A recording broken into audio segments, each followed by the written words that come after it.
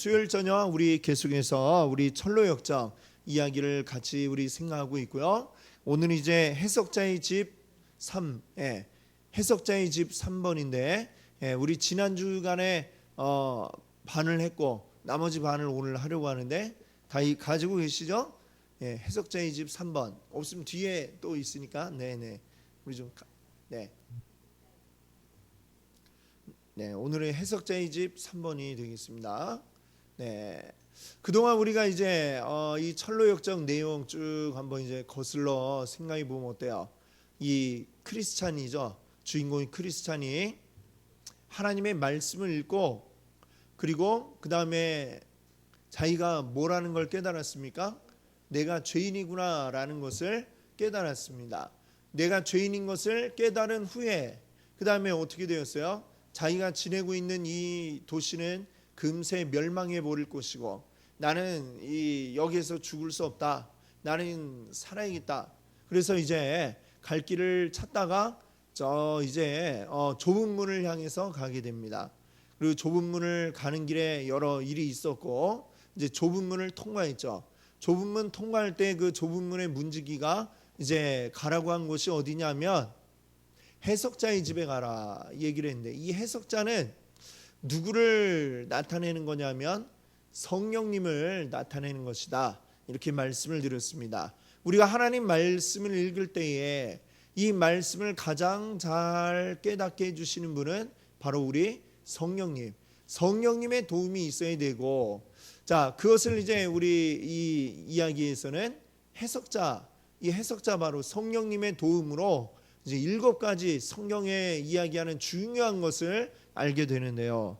이제 해석자의 집 3번에서 우리가 보는 것은 그 7가지 가운데 6번째와 7번째를 우리가 봅니다. 그 중에 6번째가 이제 지난주에 우리가 보았던 내용이죠. 철장에 갇혀 있는 어떤 한 사람을 봅니다.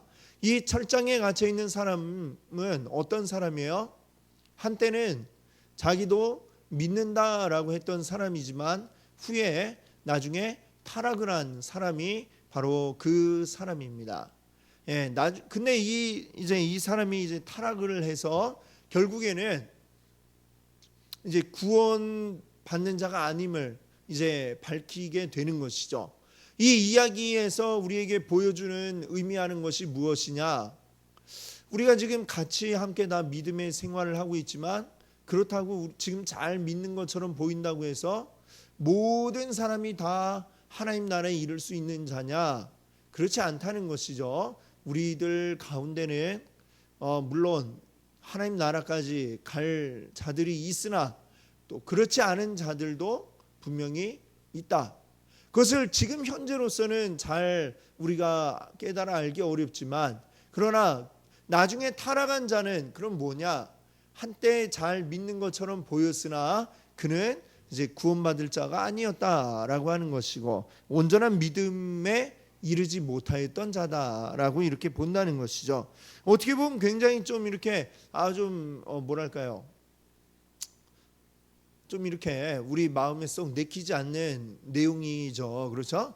잘 믿고 있는데 잘 믿으면 다 구원받아야지. 그런데 잘 믿는 것처럼 보이는 게 그러니까 전부가 아니다. 보이는 게 전부가 아니라는 것이죠. 그래서 분명히 그런 자들이 있음을 우리가 기억하고 그리고 우리가 깨달아야 할 것은 그러니까 무엇입니까? 그런 자들처럼 소망 없는 자들처럼 되지 아니하도록 항상 주님의 말씀 가운데 믿음 안에 거하기를 우리가 날마다 기도하여야 하겠다라는 것을 이야기하는 것이죠. 자 그리고 이제 마지막 그 7번째 해석자가 보여주는 것은 마지막 심판날입니다. 이 페이지 이제 밑에 보시면 이제 그 마지막 이야기가 시작이 되죠. 마지막 심판날.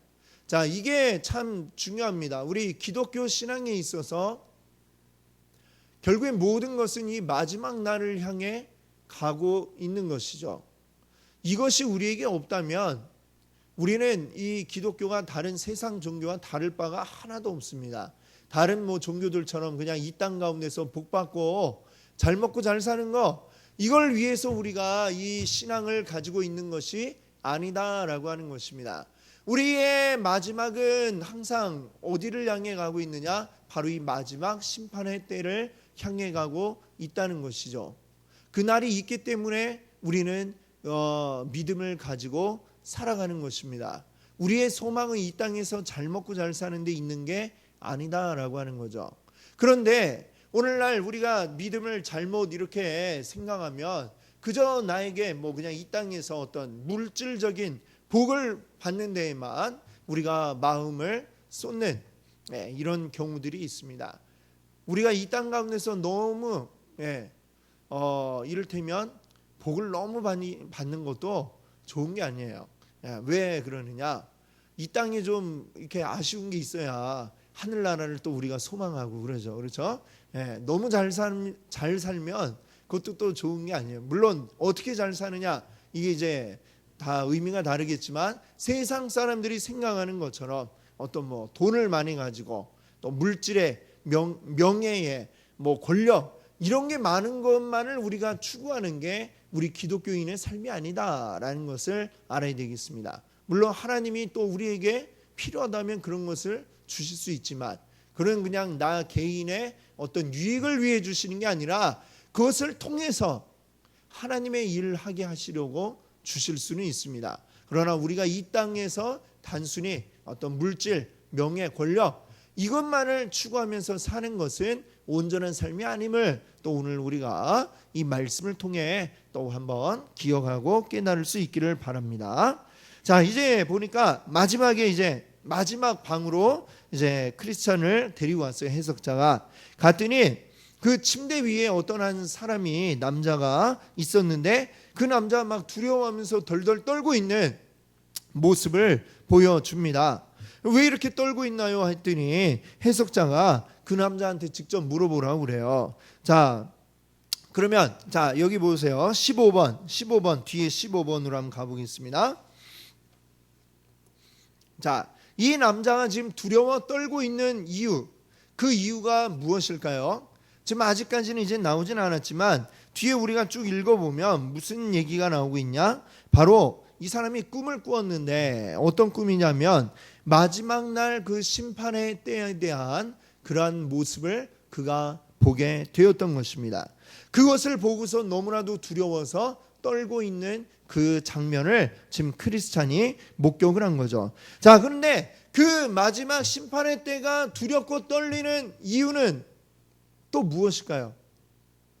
단순히 어떤 심판 자체가 우리 믿는 자들에게는 두려워야 할 이유가 없습니다.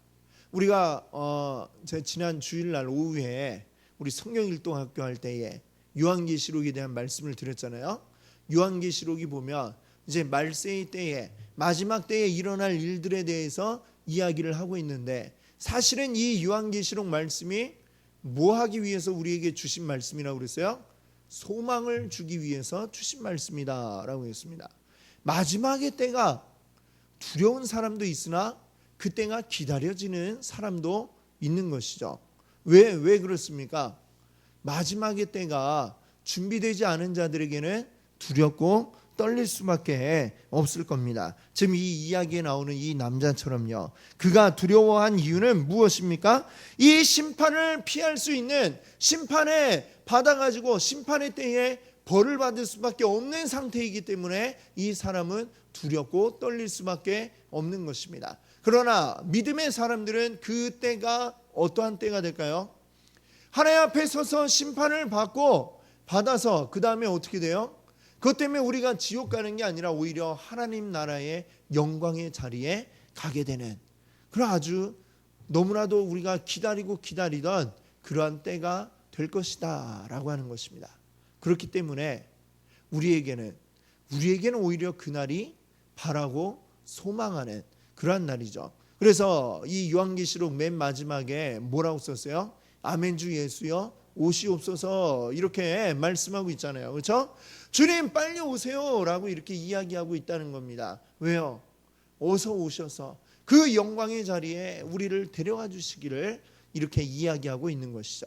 오늘날 우리가 잊어버린 어떻게 보면 너무나도 그동안 우리가 참 물질적인 어떤 복을 추구하며 살아오는 가운데에 우리가 잊어버린 신앙이 바로 이것입니다. 세상이 좀 하나님의 은혜로 물론 우리가 경제적으로 성장했고 잘 살게 되었는데, 그러면서 이제 부작용이 뭐예요? 이 세상이 너무 좋은 거예요. 너무 좋아. 너무 좋아갖고 떠나기가 싫은 거죠. 그렇게 되면 어떻게 됩니까? 그렇게 되면 이 사람처럼 두렵고 떨릴 수밖에 없어요.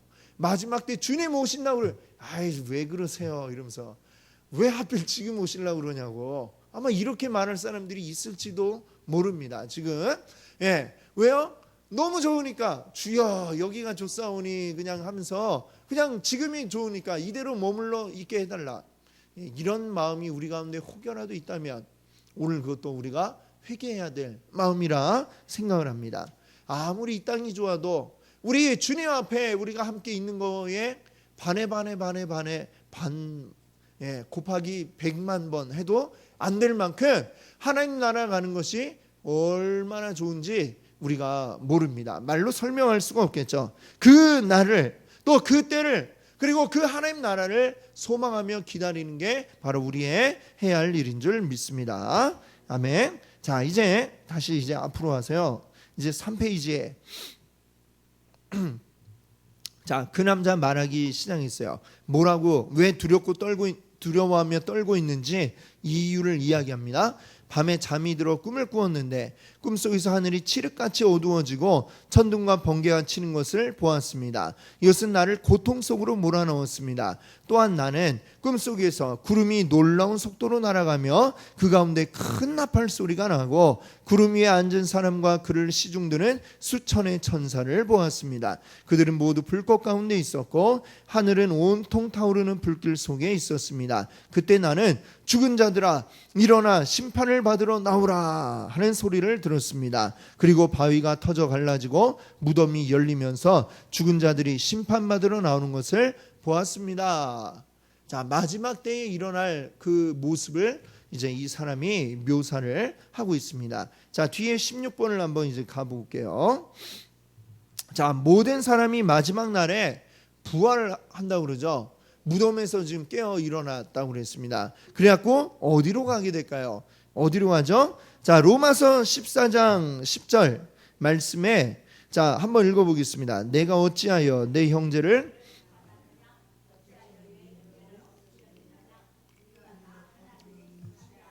서리라. 아멘. 우리가 다 어디에 선다고 그랬어요? 하나님의 심판대 앞에 설 것이다. 자, 무슨 얘기입니까?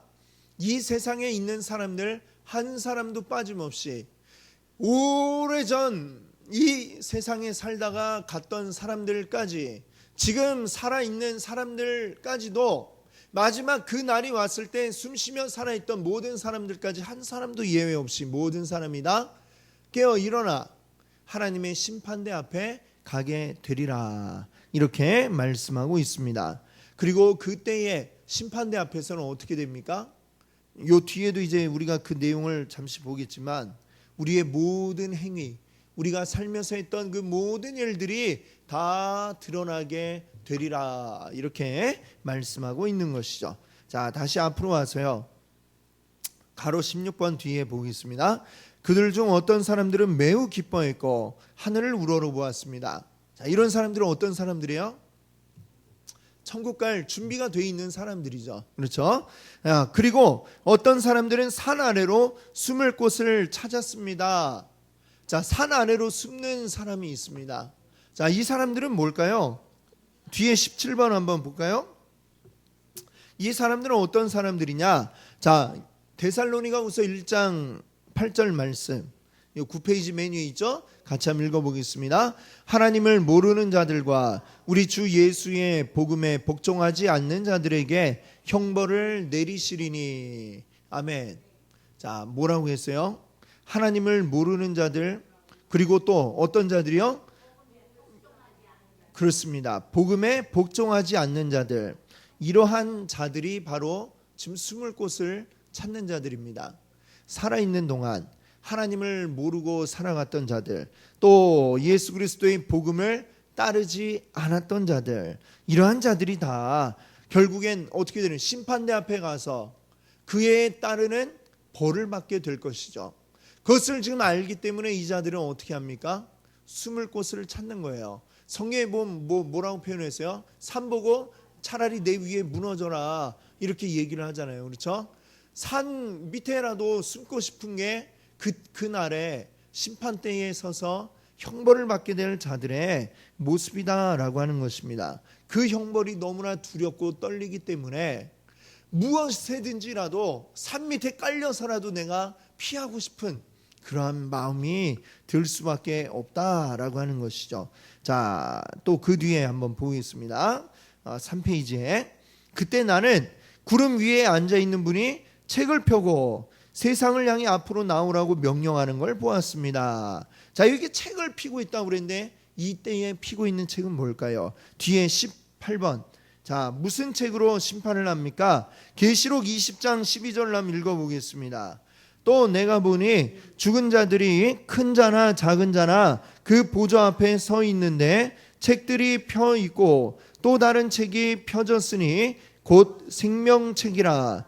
죽은 자들이 자기 행위를 따라 책들에 기록된 대로 심판을 받으니. 아멘. 생명책이 있는데 이 생명책에 이름이 올라간 자가 있고 안 올라간 자들이 있습니다. 아마도 이 생명책 말고 여기 이름이 빠진 사람들의 이름이 적혀 있는 또 다른 심판을 받을 사람들의 그 명단이 적힌 책도 있을 것 같아요. 그렇죠? 자, 이 책들이 앞에 쫙 펼쳐져 있습니다.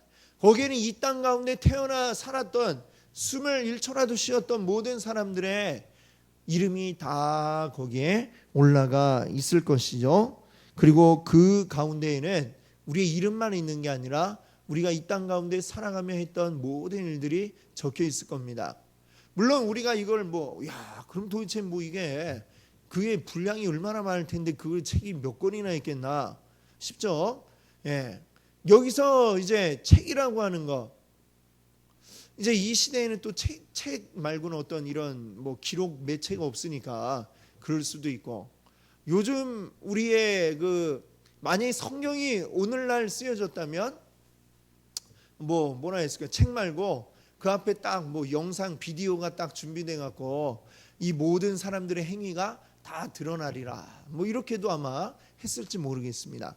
책이 있을지 아니면 그 앞에 비디오가 딱 준비되어 있을지 무엇이 준비되어 있을지 모르지만 분명한 것은 우리가 살면서 행했던 그 모든 것들이 다 기록이 되어 있고 그 가운데 우리가 죄 지은 것들, 때로는 하나님을 온전하게 믿지 못한 그러한 삶의 행실들, 그런 모든 것들이 다 기록이 되어 있다는 것이죠. 또 그러나 반대로 또 잘 하나님 말씀대로 살아간 사람들에게는 그들이 온전하게 하나님 뜻대로 살았음을 증거하는 또 내용들이 기록이 되어 있을 것입니다. 바로 그 심판대 앞에서는 모든 게 다 낱낱이 다 드러나게 된다라고 하는 것을 우리가 기억해야 되는 것이죠.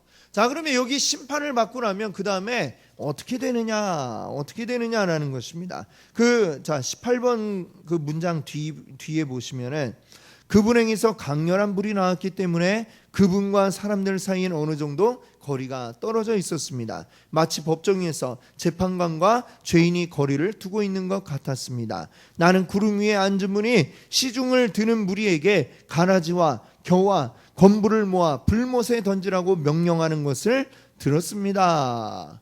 자, 뒤에 19번으로 한번 가보세요. 그 앞에 서면 다 모든 게 다 분류가 되는 거죠. 그렇죠? 요즘에는 그 기계가 아주 참 발달이 돼갖고 농촌에 가면 기계가 어떻습니까? 이게 추수할 때 보면은 콤바인더 이 기계 있잖아요. 그냥 추수하면서 탈곡까지 해가지고 자루에 그냥 쫙 다 이제 들어가져 갖고 딱 나옵니다. 그것만 나오는 게 아니라 이제 나머지 나가리 이런 것들은 또 뒤로 쫙 뿜어져 나오고, 혹시 이런 거 우리가 지금 농촌에 살고 있지는 않지만 TV 같은데 보면 이제 그런 추수할 때 되면 그런 장면 나오잖아요, 그렇죠? 모든 게 다 분류가 되었고 다 이제 알곡은 알곡대로 들어가고 나가린 나가리대로 다 빠지게 되죠. 자, 그것뿐만이 아니라 과일 같은 것도 그래요. 과일도 다 이렇게 따면은 기계가 있잖아요. 기계 위에 딱 놓으면 세척을 딱 한 다음에 그 다음에 보면 크기별로 분류를 해가지고 이게 척척척척 나눠져 가지고 상자에 딱 담기는 이런 것들을 아마 보셨을 겁니다. 주님의 심판대 앞에 가면 우리가 자동으로 마치 그 추수날에 이 곡식들 또 과일들이 촥 분류가 되듯이 우린 자동적으로 그냥 우리가 했던 그 모든 것들 기록에 따라서 우리가 딱 분류가 될 거죠. 그때에 특급이 있고 이거는 버릴 거 이렇게 딱 분류가 되어진다라는 이야기를 하고 있습니다. 자, 보세요. 누가복음 3장 17절에 손에 키를 들고 자기의 타작마당을 정하게 하사 알곡은 모아 곳간에 들이고 쭉정이는 꺼지지 않는 불에 태우시리라. 아멘. 바로 이것입니다. 자, 이 심판에 대한 말씀들 여러 말씀들이 나와 있지만 그날에 양과 염소로 분류를 한다고 그랬고 알곡과 쭉정이로 구분을 한다고 그랬습니다. 중요한 건 하나님의 뜻에 합당한 자들과 그렇지 않은 자들이 다 예외 없이 오차 없이 한치의 오차도 없이 분류가 된다는 것입니다. 그것을 우리가 기억을 해야 하는 것이죠. 자, 19번 3페이지로 와서 19번 뒤에 한번 보겠습니다. 명령과 함께 지옥이 열리더니 화염이 무시무시한 소리와 함께 입구에서 내가 서 있는 곳까지 나왔습니다. 지옥문이 그냥 바로 열렸대잖아요. 그 지옥불이 그냥 확 하고 나오고 역시 구름 위에 있는 분이 내 알곡을 모아 곡식 창고에 두어라고 명령했습니다. 그 소리에 많은 사람이 구름 위로 들려 올라갔고 저 혼자 남겨진 모습을 보았습니다. 저도 몸을 숨기려 했지만 할 수 없었습니다. 자, 지금 여기서 저라고 하는 사람 누구예요? 지금 이 꿈을 꾼 남자, 침대 위에 있는 그 꿈꾼 남자의 이야기입니다. 자, 뒤에 20번을 한번 보세요. 몸을 숨기려 했던 이유가 뭐냐? 이 사람은 왜 숨으려고 그랬죠? 아까 어떤 사람이 산 밑에 막 숨으려 했다. 뭐 이런 얘기 드렸죠? 지금 마찬가지입니다. 그는 왜 그랬을까요? 자신의 죄가 전부 다 드러나 버리니까 마치 뭐예요? 사람들 많이 있는 데서 혼자 빨가벗고 있으면 얼마나 창피하고 부끄럽겠습니까? 그렇죠? 마치 그것처럼 나의 모든 것, 내가 숨기고 싶었던 그 모든 것들이 낱낱이 다 드러나니까 너무나도 부끄럽고 너무나도 두려워서 이것을 이제 숨기고 싶은 마음에 숨고 싶은 그러한 생각이 드는 것이죠. 그러나 그렇게 아무리 숨으려 해도 그날 그 심판대 앞에서는 숨을 곳이 전혀 없다는 것입니다. 그리고 그때에 그가 지었던 모든 죄들, 내가 감추고 싶었던 그 모든 죄들이 이제 무엇이 되느냐? 나를 고소하는 거죠. 고소해가지고 심판대 앞에서는 뭐가 있어요? 고소인이 있고 그렇잖아요. 내가 피고가 되는 거 아닙니까? 내 죄가 나를 고소해서 내가 그때에 심판을 받게 되고 그 심판의 결과 이 죄에 대한 형벌을 받게 된다라고 하는 게 하나님의 말씀인 것입니다. 자, 다시 한번 이제 앞으로 오겠습니다. 자, 20번 뒤에 한번 읽어볼게요. 왜냐하면 구름 위에 앉아 계신 분이 여전히 나를 주시하고 있었으며 주님이 쳐다보는데 모든 걸 다 훤히 꿰뚫어 보는 그 주님의 눈으로 나를 쳐다보고 있다는 것입니다. 그리고 저의 죄가 계속 떠올랐고 내 양심이 여러 측면에서 나를 고소했기 때문입니다. 그렇죠? 이 사람이 지었던 죄들, 그 양심이 나를 고소하고 있는 것입니다. 이 광경에서 나는 잠에서 깨어났습니다. 크리스찬이 이제 얘기해요. 그 광경을 보며 당신은 왜 그렇게 두려웠습니까? 그 남자 얘기합니다. 왜 그랬냐고요? 심판 나라에 대한 준비가 되지 않았기 때문입니다. 나를 가장 두렵게 한 것은 천사들이 믿음이 훌륭한 몇몇 사람을 구름 위로 끌어올릴 때 저는 뒤에 내버려졌던 것이었습니다. 또한 바로 제가 서 있는 곳에서 지옥의 문이 열렸습니다. 내 양심도 나를 괴롭혔고 재판장이 진노한 표정으로 나를 바라보고 있다는 생각으로 무서웠습니다. 자, 이제 여기 보세요. 21번. 자, 21번 보세요. 재판장 아니죠. 양심이 나를 괴롭혔다. 자, 이 얘기는 뭘까요? 이 양심도 역시 나의 죄에 대해서 이제 고소를 하는 거죠. 내 죄를 다 드러내고 내 양심이 그동안 우리가 살아가며 죄 짓는 동안에는 저 마음 한구석에 애써 그냥 처박아 두었던 그 양심이 마지막 심판의 날에 앞에 나타나는 겁니다. 당당하게 나타나고 내가 그때 그렇게 이 죄라고 얘기할 때 너는 나를 모른 척했지만 너는 그래서 죄를 지었었지 하면서 우리를 고소한다라는 얘기를 지금 여기에 하고 있는 것이죠. 그날의 나의 양심, 하나님 앞에 죄 지을 때에 그 숨겨놓았던 뒤로 미루어놨던 그 양심이 나에게 떠올라 나가 죄인임을 깨닫게 할 것이다 라는 이야기인 것입니다. 자, 이제 또 우리 4페이지 이제 보세요. 자, 그러자 해석자는 크리스천에게 이런 모든 것을 신중하게 생각해 보셨습니까? 라고 물었습니다. 자, 크리스천한테 지금 뭘 얘기하는 거예요? 이 심판날이 있음을 신중하게 생각해 본 적이 있느냐라고 물었습니다. 우리 성경이 이야기하는 바 모든 것들의 다 결말은 지금 어디를 향해 가고 있어요? 심판날이 있다는 것으로 향해 가고 있다는 걸 우리가 늘 기억을 해야 합니다. 우리의 모든 이 땅에서의 삶의 끝은, 종착역은 바로 심판의 날이라고 하는 거죠. 그 날을 우리가 잊고 살아서는 그 날에 우리도 숨을 곳을 찾는 사람이 될 수밖에 없다는 겁니다. 자, 크리스찬이 이제 대답합니다. 보세요. 예, 그러한 생각은 저에게 소망과 두려움을 주었습니다. 자, 소망과 두려움을 주었다라고 이렇게 이야기하고 있습니다. 자, 10페이지 그 마지막에 22번 문제로 한번 가보세요. 마지막 심판은 우리에게 소망과 두려움을 우리에게 주고 있다. 우리 믿는 자들에게 말이죠. 소망은 무엇에 대한 소망일까요? 그렇죠. 우리가 하나님 나라의 백성이 된다라는 소망을 우리가 가지게 되는 것입니다. 그러면 두려움은 또 무엇일까요? 그 마지막 날에 내가 잘못하여 이 마지막 날에 온전히 하나님 나라에 이르지 못하면 어떻게 되는가라고 하는 두려움. 이 두려움이 또 우리 안에 있어야 한다는 것이죠. 자, 소망이 있고 한편으로는 두려움이 있습니다.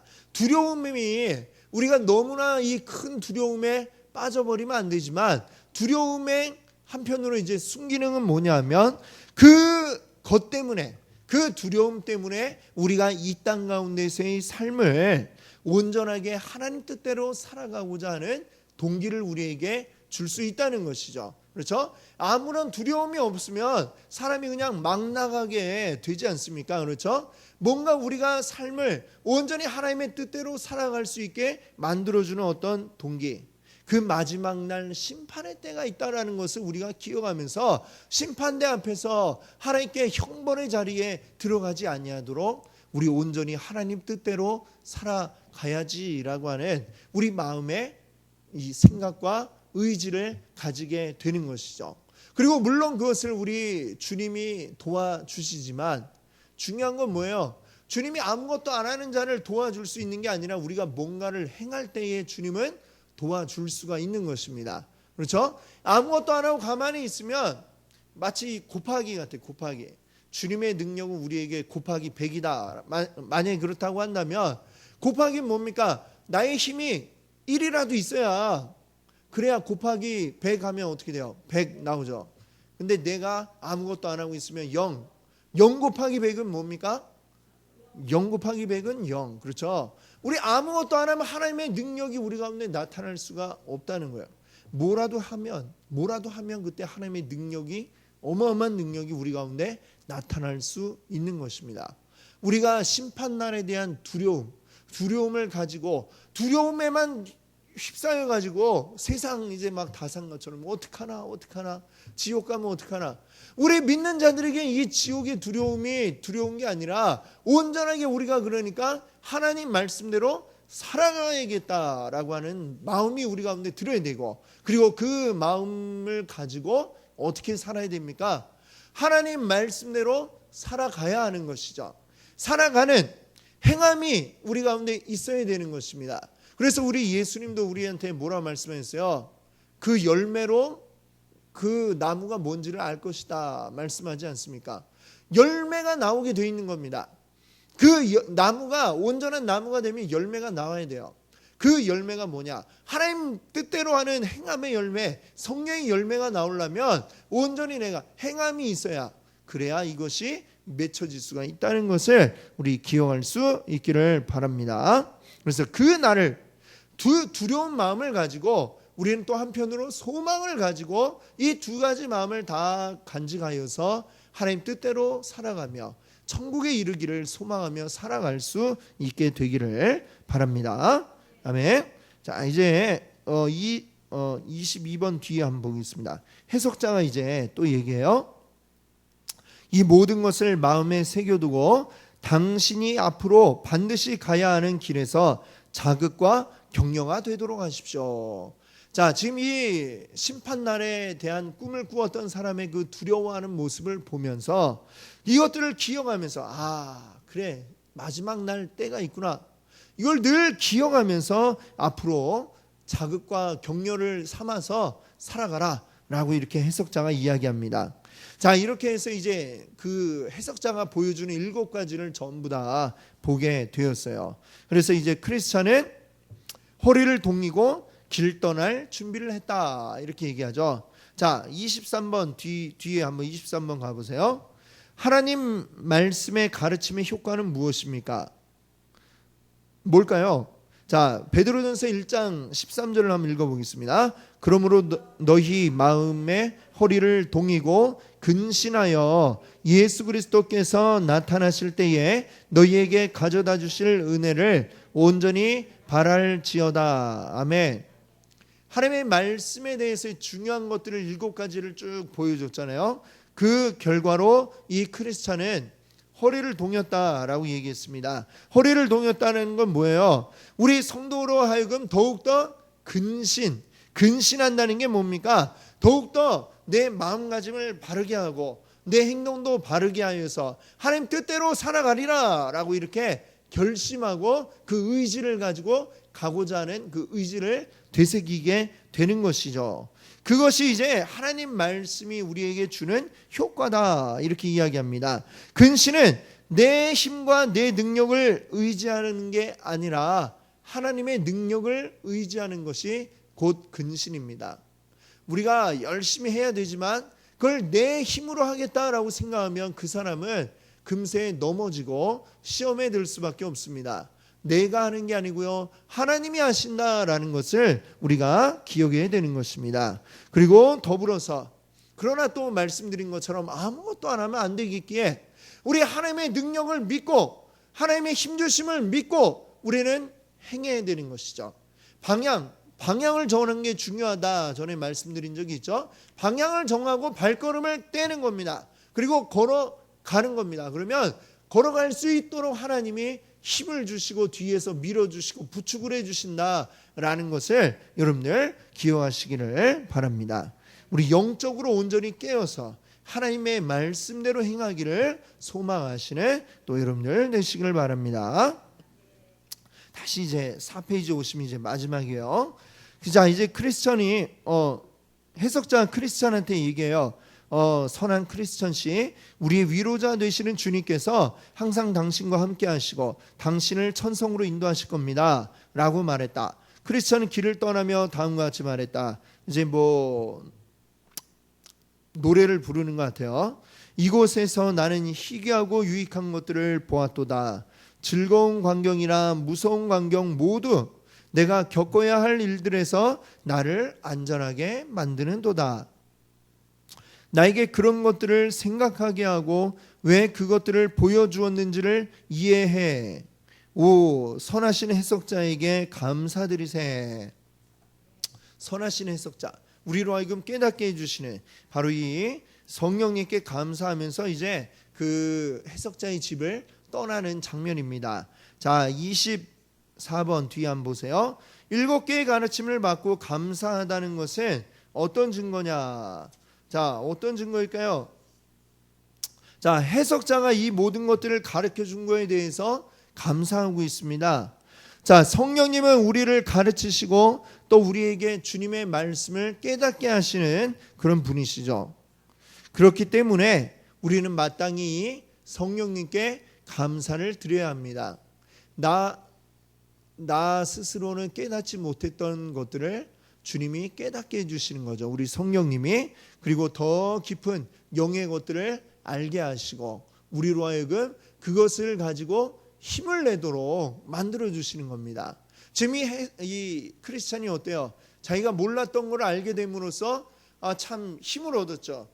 허리에 띠를 동이고 열심히 이 길을 가야 되겠구나 하게 되었던 것입니다.